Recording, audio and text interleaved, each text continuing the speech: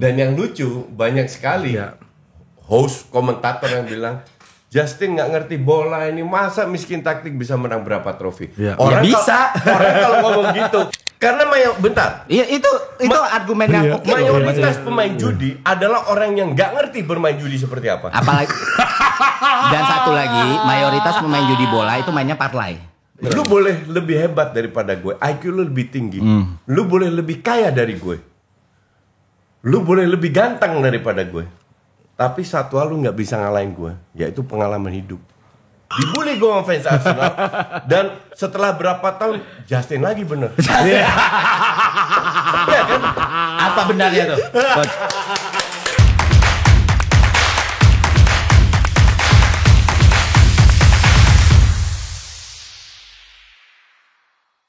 Gue tuh ngefans Koci kan udah lama ya. Satu hal yang pengen gue tanyain langsung yang tadi tuh, kenapa lu nggak percaya data dan angka? Terus dia ngasih statement kayak gitu kan tadi. It all make sense sebenarnya, make sense banget dengan pendekatan kayak gitu. Tapi ya yang bisa banget kita challenge adalah efektivitas pertandingan. Coach kan bilang itu nggak ke-record, benar kan? Iya. The fact itu ke-record, Coach. Enggak, gini. Mungkin itu ke-record, oke? Gini, lu kalau mau menggunakan data, I can accept that. Iya. Tapi lo harus nonton. Nah, aku punya argumen pelengkap ini. Kan coach ya. Kitanya apalah, nonton di layar kacanya. Aku keluar negeri baru umur 30 tuh, Coach. Oh, jadi terbelakang banget lah di hutan Sumatera itu kan. Nah, Banten udah kayak Jokowi loh. Main hutan-hutan kan. Nanti dulu. Nah, waktu coach, aku tuh tahu nih arahnya tuh kemana. Sebenarnya seorang pelatih atau seorang scout lah, intuisi dan insting itu kan nomor satu. Iya kan? Tetap aja mau data lu seabrek apapun, ini nih tetap signifikan nih pengaruhnya. Tapi untuk membuktikan lu tajam atau enggak ada yang lain selain data. Nah, jadi sebenarnya data itu kan drive. No, I don't really agree with you. Tapi ya. Lanjut. Jadi kayak Lobanovsky itu kan memperkenalkan data driven. Setelah era Maslow, dia kan 3 kali itu pelatih dengan karir terpanjang lah itu. Sampai Shevchenko juga dia yang latih, Bohlin dia juga yang latih segala macam. Data driven ya. Iya, data driven. Dan satu nih yang benar-benar jadi pionir banget data driven di sepak bola sekarang. Arsene Wenger. Oh itu profesor. Itulah kenapa dipanggil profesor karena semua nutrisi sepak bola itu dia yang ubah tahun 96. 2004 kelihatan hasilnya. Iya kan itu Arsene Wenger. I agree. Dan fun fact, Arsenal itu pionir juga dalam data driven sampai mereka beli yang namanya data DNA. Itu salah satu pionir pertama yang analitik sepak bola secara presisi by algoritma dan matematika. Nah, itu jangan-jangan yang ngurusin data itu juga nggak nonton bola itu jangan-jangan. Nah, ketika di Arsenal dan akhirnya data ini bunyi banget ketika Klopp masuk ke Liverpool. Jadi Liverpool itu punya staff namanya Ian Graham, PhD Cambridge. Dari Oxford juga. Iya, data science ya. Iya, data science. Iya. Waktu di Brendan Rodgers dilepeh. Nggak ada ini, bola tuh kayak gini-gini nih. Oh, jadi coach ini kayak Brendan Rodgers maksud lo? Nanti dulu. Nah, tapi kan dia yang merekomendasikan Klopp. Alasannya apa? Waktu lawan Mainz yang Belanda, yang Jerman, Dortmund itu 2 kali ekspektasi golnya. Semakin banyak ekspektasi berarti kan probabilitas semakin banyak. Akhirnya ini yang bikin lu kepilih di tandem ini yang Graham sama si Klopp. Akhirnya semua rencana transfer Klopp itu berubah. Awalnya dia mau beli Götze. Jadi jangan Götze tapi Mane. Salah itu sebelum masuk ke Liverpool bukan bintang top star lah. Iya, dia main di Fiorentina wingback loh. Roma. Fiorentina, Roma. Dia kan dari Chelsea. Di Roma ya benar. Ditukar sama Cuardado, bos. Iya, betul. Tapi data driver by Ian Graham ini pemain potensial. Debat gak? Akhirnya beli segala macam. Dan sejak saat itu Liverpool berubah. Dan ini terus masih diterusin sama Dan itulah yang mengubah sepak bola kan maksud lu kan? Data driven ini kan? Enggak, bukan.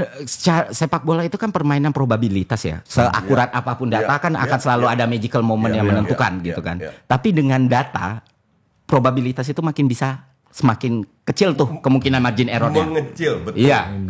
This I agree. Sekarang gue tanya balik sama lu. Lu tadi bahas soal Arsene Wenger di 96 2004, I agree.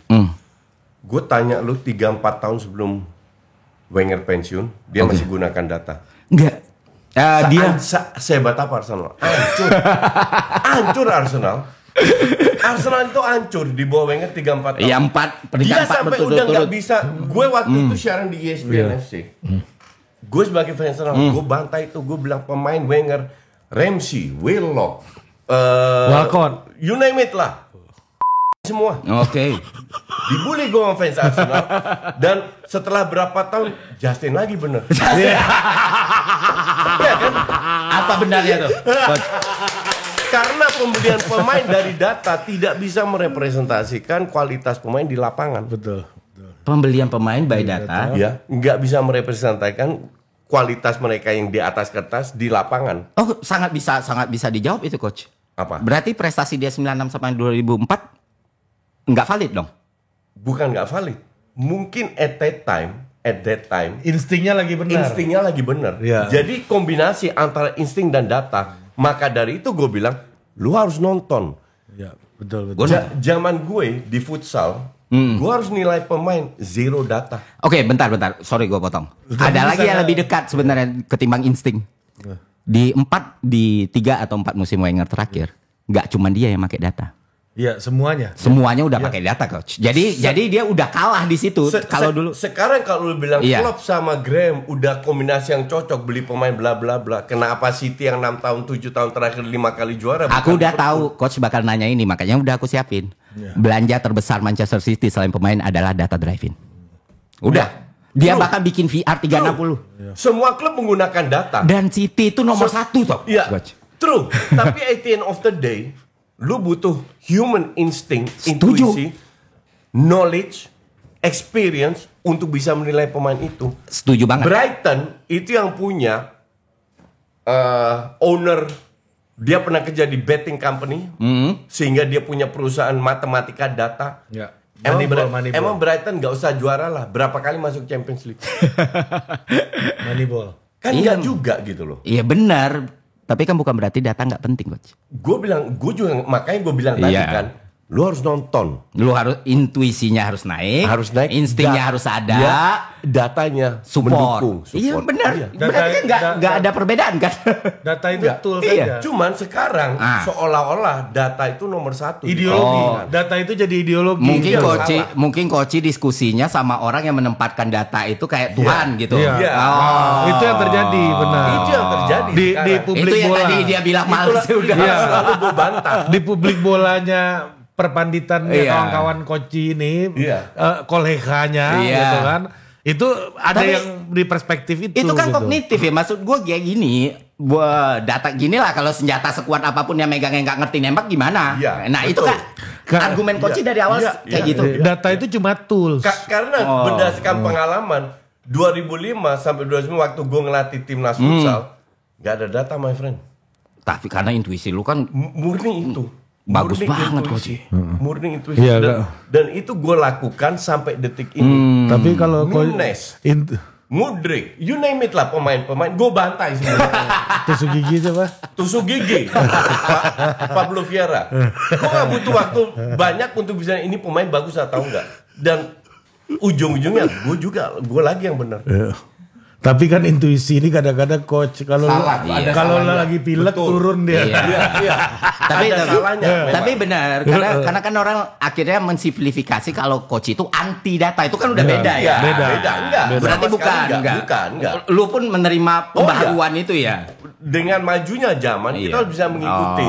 Tapi Data dia itu mendukung. Itu kan yang harus kita tanyakan. Jangan sampai coach ini di framing nggak bener nih. Anti Iya, data itu kan iya, kayak orang Nah, tradisional sekali. bagi dia Enggak. data itu cuma salah satu tools. Tools. Ada Tools banyak tools pelengkap. lain. Iya, ya kan? betul. Dalam bertempur itu tank itu salah satu senjata. Tuh. Yang Iya. yang lucu sekarang Ah. dengan berkembangnya kalau lu lihat live score atau apa, Iya. kan ada expected goal berapa persen? SGI gitu. SG, ya kan? Tujuannya SG itu apa? Karena banyak sekali tidak correlate dengan hasil akhir. Oke. Tujuan SG itu apa? Jawaban gue untuk mengelabui kalian biar kalian main judi, biar kalian ujungnya kalah. Karena bentar, Iya itu argumen yang Iya. oke. mayoritas pemain judi adalah orang yang nggak ngerti bermain judi seperti apa. Apalagi dan satu lagi mayoritas pemain judi bola itu mainnya parlay. Mereka nggak tahu pemainnya, tapi mereka bisa lihat datanya. Ya. Itu yang dianalitik. Based on data, lahirlah itu data-data untuk menipu mereka. Ini kan ngomongin Bukan menipu, Koci. Ya, okay. Memprovokasi mereka, meyakinkan mereka untuk main judi. Fair, kan? Fair, setengah menipu. Fair. Omongan Koci ini nggak mungkin bukan berdasarkan pengalaman dia kan? Iya, nggak mungkin. Gue kira pengalaman melatih. Enggak, juga. Berarti Koci menggunakan itu. Gue itu dari awal waktu gue siaran di akun lainnya, gue bantah itu. Karena hasil akhirnya nggak berbeda. Terus gue pertanyakan, kenapa data ini muncul? Buat apa? Buat apa? Tujuannya apa? Buat apa tujuan expected goals ini muncul? Karena setelah itu setahun dua tahun terakhir lah, tiap kali gue selalu lihat, bener nggak ini? Mungkin 50% lebih nggak sesuai dengan hasilnya. Jadi expected goal belum tentu menang, ya kan? Jadi pertanyaan gue adalah, buat apa lu tampilkan ini? Motif lu apa? Iya. Kesimpulan gue adalah biar orang yang suka main judi Punya pegangan yang salah. Sehingga sehingga ujung-ujungnya kalah. Dan mayoritas kalah karena you agree with me, I think, bahwa mayoritas pemain judi itu nggak ngerti untuk main judi dan menang itu seperti apa. Dan prinsipnya Bandar selalu lebih canggih. Lebih canggih. Ya, tambah lama kan keluarlah data-data itu untuk meyakinkan orang memainkan itu. Karena sepak bola itu adalah olahraga probabilitas, bukan matematika. Bukan lu bisa hitung. Nggak akan pernah bisa. Magic momennya kan bisa kayak gimana. Tapi banyak orang, mayoritas itu merasa itu kalau lu kalah 6-0 seolah-olah lu jelek. Belum tentu. Oh ya, setuju. Lu menang 1-0, lu bagus. Belum tentu. Belanda kemarin di semifinal dengan 10 orang U23 menang lawan Portugal. Ada Kenda itu sih. Ada Kenda penalti nggak masuk. Belanda menit 20, 10 orang kartu merah. Belanda lolos ke semifinal. Apakah Belanda main bagus? Nggak ada bagus-bagusnya. Pure bertahan karena main 10 orang dari menit 20. Dapat satu counter break goal. Iya, dan di setiap data statistik itu ada argumen-argumen detail kalau lu mengikuti pertandingannya kan sebenarnya. Jadi data itu, lu bisa nggak gue bilang bahwa lu ingin mengatakan bahwa data itu nggak akan ada maknanya tanpa lu tonton? Tanpa lu tonton, betul. Ya benar. Tanpa tonton secara detail ya. Dan peruntukan data itu kan bagi seorang pelatih, mereka punya basis sampel nih untuk nentuin sesuatu nih. Bener nggak? Intuisi gue tuh bener nggak nempatin di sini? Kalau di kayak Graham sama Klopp lah, ya kurang lebih kayak gitu. Bagi seorang pundit, mereka punya basis nih.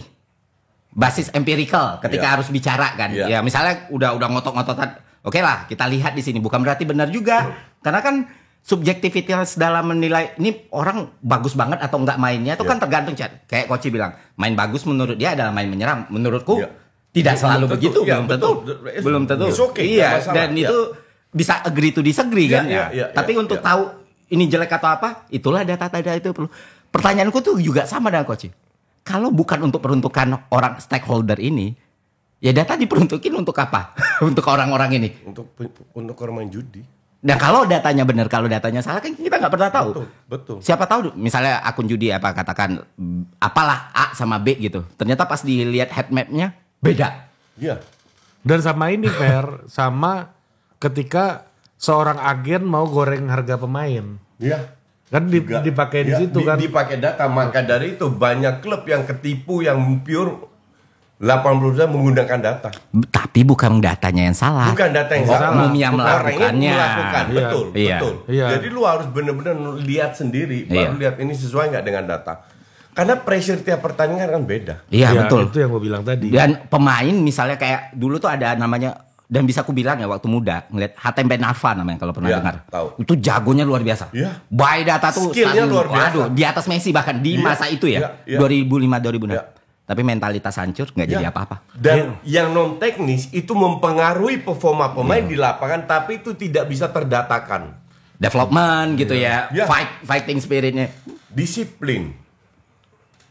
Attitude di luar lapangan. Lingkungan di mana mereka besar. itu semua punya pengaruh besar terhadap perkembangan mereka dan itu nggak bisa didatakan. Iya, kalau develop sepakat, nggak bisa kita. Exactly. Coach, ini gimana lu menjelaskan, Coach? Orang-orang kayak Vitinha, main di Liga Inggris dulu so-so aja. Iya. Pindah ke PSG, luar biasa. Gila mainnya. Nggak usah. Kalau benar, itu contoh paling benar untuk Coach ya. Karena kalau kita bilang McTominay gimana Coach? udah bias Itali dia. MVP loh musim ini. Kata Coach, itu liganya sakit. Itulah kualitasnya dia. Udah selesai tuh. Inilah sebuah contoh. Lu kasih satu contoh Rafinha. Gue kasih beberapa. Vitinha. Sorry. Rafinha juga sama. Gue kasih contoh beberapa. Rafinha juga sama. Di mana Barca di bawah Xavi, Hansi Flick, Rafinha, Ferran Torres, Balde, bahkan Lewandowski, Konde. Dia yang paling mencolok tuh De Jong. Semua Excel. De Jong itu loh. Mendadak semua bisa hebat, hanya ganti pelatih. Oke, padahal mungkin data tetap sama, semuanya tetap sama. Justru bisa kebalikannya. Justru bisa jadi selama ini Xavi mempertahankan tradisinya Tiki Taka Barcelona kan di awal. Dia nggak pakai itu. Hans Flick dia ngelihat oh sebenarnya nih pemain nggak cocok nih di sini. Bisa juga loh. Bisa juga. Posibilitas bisa kayak juga. gitu bisa juga. Tapi at the end of the day adalah lu harus happy. Pemain harus pelatih harus bisa bikin pemain happy. Ini variabelnya Coach ini kalau di metode penelitian ini antara riset kuantitatif sama kualitatif. Iya. In the between of in between. Dan biasanya untuk statistician in between itu nggak dianggap. Iya kayak emosi cinta kayak gimana ngukurnya bayangkan. Iya. Apakah berpengaruh? Padahal itu punya faktor besar. Lu harus happy.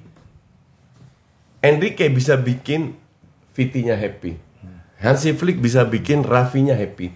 Rafinha bilang dalam sebuah interview tahun lalu yang dia maksud pada saat dia bermain di Barca, gue udah tahu menit 70 gue pasti diganti. Oh itu Rafinha tuh. Rafinha bilang mau gue mau bagus mau gue mau jelek gue pasti diganti.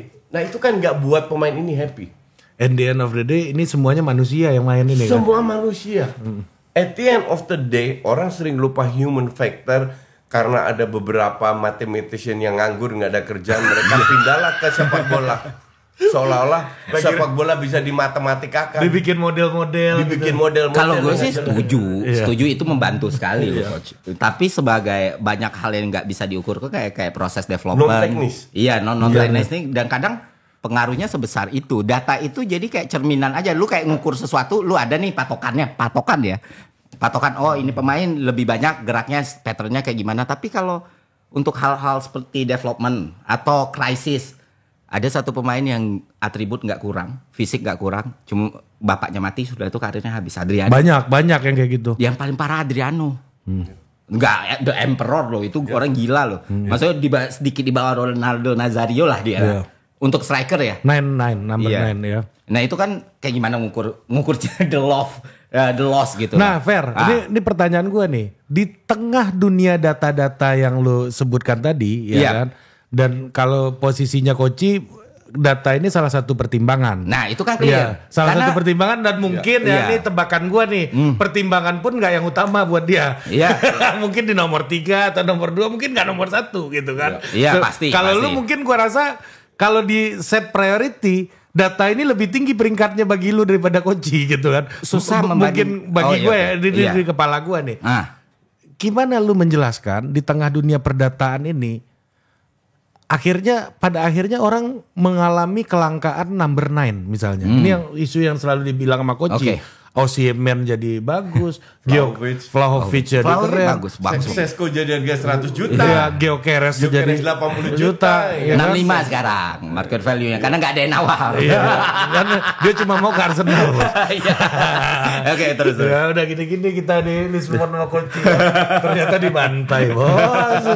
Dibantai. Oke. Menarik pertanyaan. Itu kenapa data-data ini itu gagal menjadi kan pada akhirnya di dalam sepak bola, dalam kebijakan gua rasa sama. Data itu gunanya untuk mendrive sebuah keputusan. Oke. Lu pada akhirnya kan menggunakan data itu untuk membuat keputusan. Untuk decision making lah. Ya, dalam keputusan dengan data yang sudah sekompleks itu, titik merah apa segala macam, sepak bola mengalami resesi nomor 9.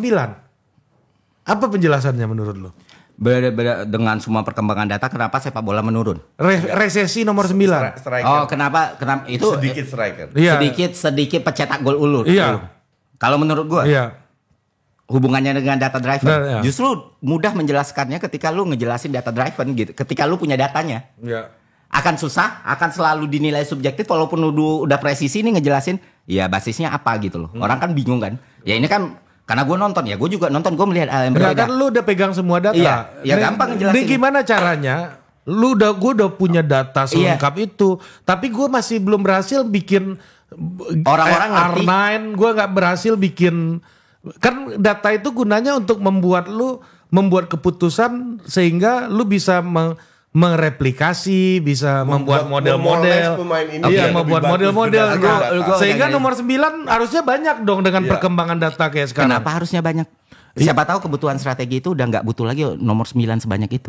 Ya akhirnya kan Nggak, jawab dulu kenapa mindsetnya harusnya banyak nomor 9? Enggak, ya, lu bisa replikasi apapun ketika lu punya data. Ketika misalnya kita ngomongin basis data dengan kelangkaan predator ulung. Rasanya kayak gitu ya. Nah, sepak bola sekarang tahun 2006 orang berlari cuma 10 km, sekarang sampai 13 km. Iya. Jumlah passing meningkat, jumlah pressing meningkat. Siapa yang butuh nomor 9 sekarang? Iya. Kenapa PSG bisa unggul banget di semua Liga Champion? Mungkin coach bisa lebih detail ya. Kayak kita lihat lawan PSG, lawan Arsenal. PSG ketika dia on ball itu 3 backnya. Dia langsung pakai 3-6-1. 3-6-1, satunya false 9. Semua sekarang pakai 3 back dalam build up. Iya. Oke. Tapi yang menarik dari PSG adalah si Dembele kan maininnya bukan poacher, bukan advance forward. Dia jadi false 9 waktu lawan Arsenal. Untuk ini kan tengahnya kosong nih. Ketika pressing di sini, dia ambil bolanya itu di situ, dia lempar ke kiri, dia lempar ke kanan, ya bebas. Artinya sepak bola sekarang itu lebih berlari, lebih fisik. Nah, kayak gimana bisa menjelaskan? Sekarang lu punya Inzaghi bisa apa dengan sepak bola kayak gini, dengan teknologi kayak gini? Lu punya Nistelrooy bisa apa? Tapi lu punya Dembele, lu punya Mandzukic yang bisa jadi wide target man ya, itu formasi unik banget. Wide target man, lu bisa buka semua posibilitas karena kebutuhannya need-nya libero hilang. Jadi bukan kelangkaan ya sebenarnya, memang demand-nya menurun. We never know. Menurut lu nih dari penjelasan lu nih karena perubahan strategi, perubahan macam-macam. Gue nggak begitu setuju. Ada benernya bahwa nge-build up ya, tapi ini dua hal yang berbeda. Oke, gimana coach? Jadi at the end of the day, lu tetap butuh orang yang bisa cetak gol, dan itu tugas seorang striker, dan itu sekarang langka. Yang lu jelaskan tadi, cara bermain, cara build up. I agree with that. Itu benar semua apa yang lu bilang. Bahwa ada kalau gue bilang sepak bola itu sekitar 5 tahun itu shifting budayanya, cara bermainnya. Oke. Nah sekarang apa yang lu jelaskan dengan build up 3 back, lu mau 4 back, mau berapa back, rata-rata build up 3 back sebagai kuasai lini tengah. It's all true. But at the end of the day, lu nggak bisa berharap semua pemain yang nge-build up juga cetak gol. Jadi tetap harus ada predator. Dan lu tetap harus ada predator. Dan gue setuju apa yang lu bilang. Kenapa nggak bisa? Dan ini akan gue jawab.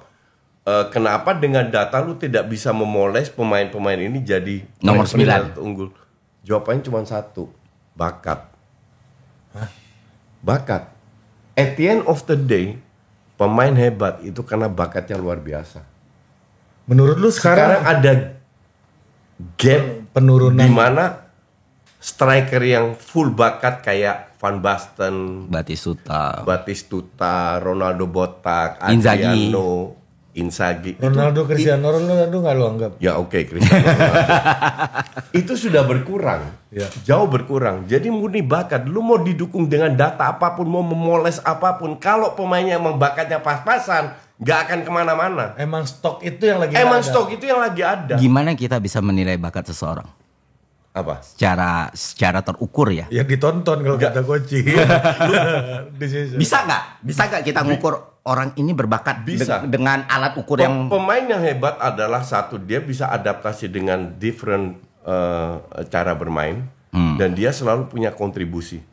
Kadang pelatih dalam sebuah pertandingan 90 menit dia punya strategi yang berbeda. Pada saat dia unggul, pada saat dia harus menang, pada saat dia ketinggalan dan lain-lain. Nah, striker harus bisa adaptasi. Dan zaman sekarang nggak banyak striker yang bisa melakukan itu. Dan zaman dulu levelnya Van Basten yang top itu mereka bisa di zamannya.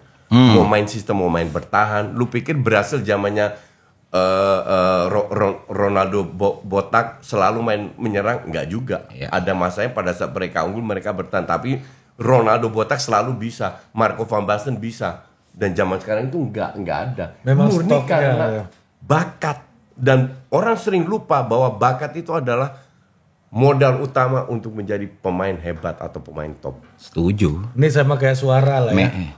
Bakat kan, lu Kan mau genetic gift ya. Genetic Gift yang emang lu mau, ya itulah ada batas dinding. Ini ada apa menurut lu Fer dunia kalau misalnya kita setuju nih sama omongan Koci, ada apa dunia yang membuat resesi bakat striker tuh menurun gitu? Sebenarnya gini.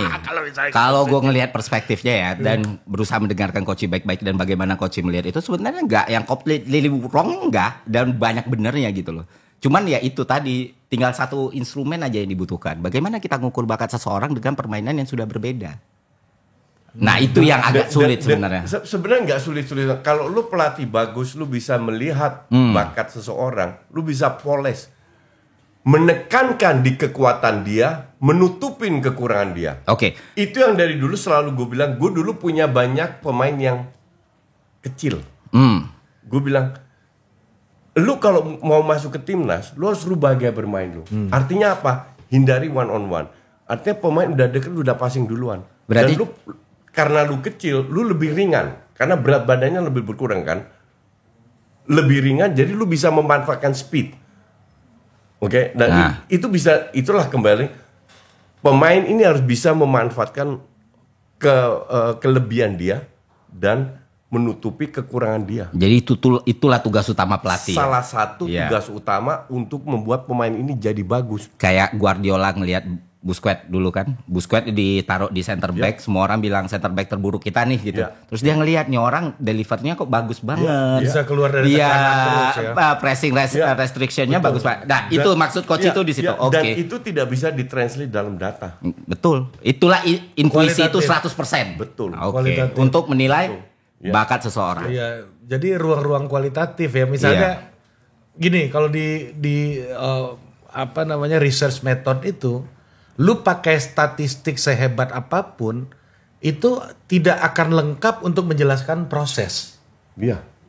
Proses itu tetap lu harus dalamin dulu, lu datang, lu rasakan sisi-sisi subjektif itu lebih besar di dalam proses. Jangan-jangan apa iya dalam sepak bola kita butuh objektif sepenuhnya?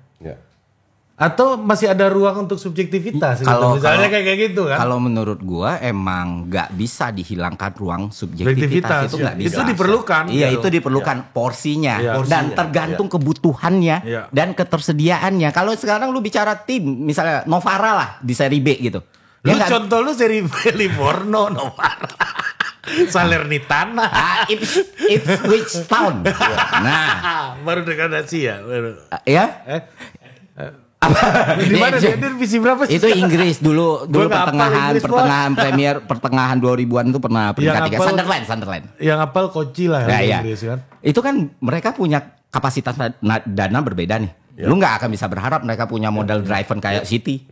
Ujung-ujungnya kan subjektivitasnya harus lebih besar. Karena paling data yang bisa dipakai ChatGPT ya gimana? Nggak bisa. Yang gratisan lah. Iya. Dan yang mana itu bakal bikin tim lu lebih jelek. Nah, tergantung kapasitasnya. Open source ya.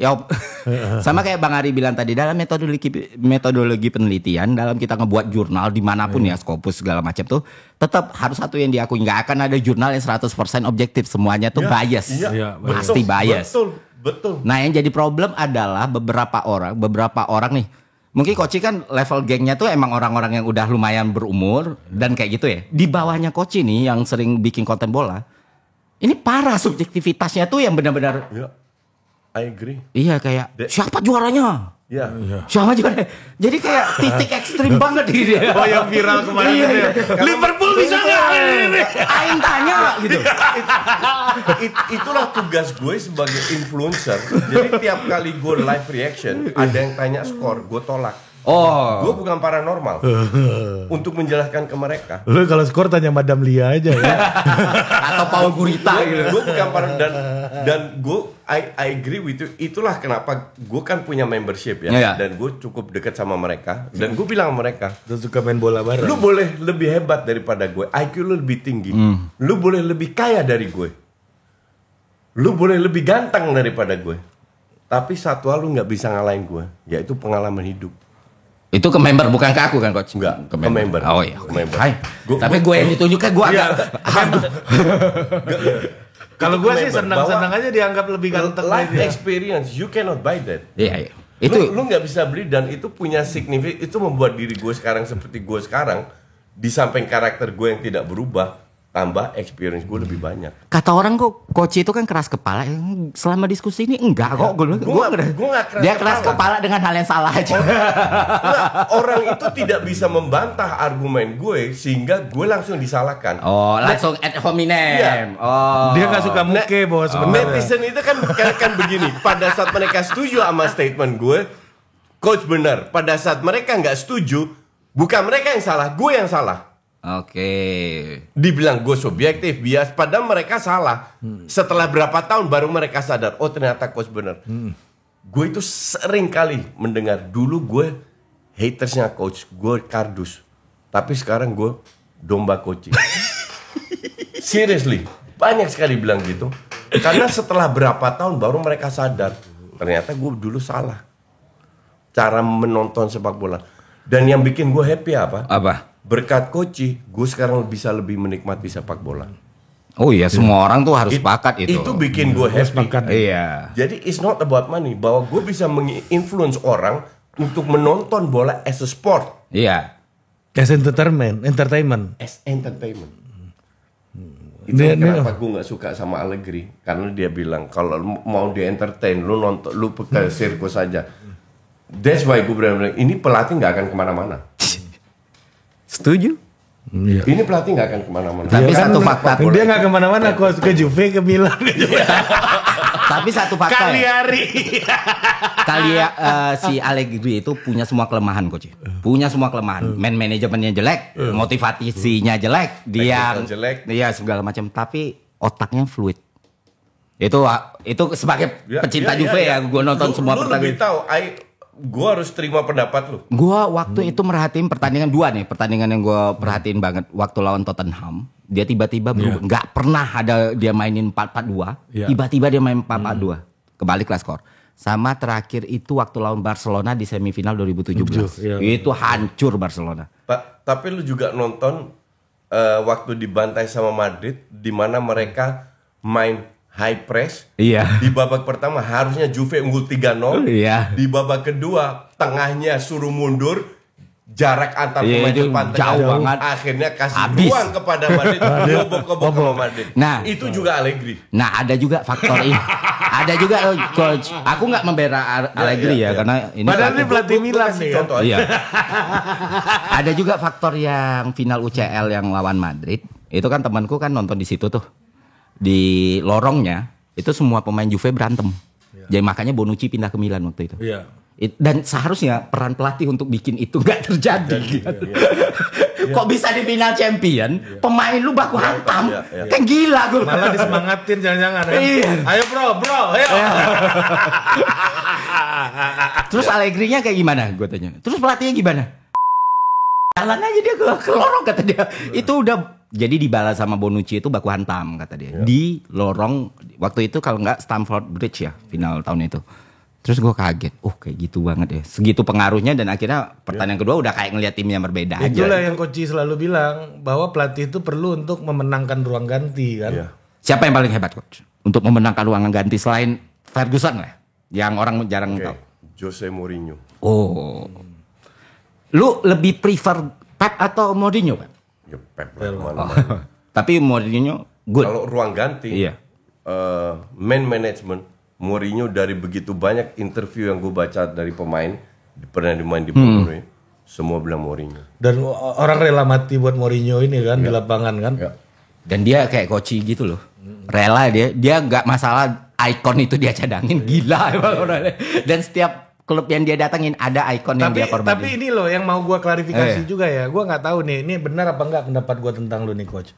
Miskin taktik itu bukan hal yang absolut gitu. Bukan. Iya kan, ada hal lain memenangkan ruang ganti, milih pemain kayak Ancelotti. Itu murni penilaian permainan di lapangan. Iya. Titik. Ya. Pelatih butuh lebih dari itu. Ya. Nggak hanya itu yang dibutuhkan. Mourinho, Ancelotti, Zidane tuh punya itu.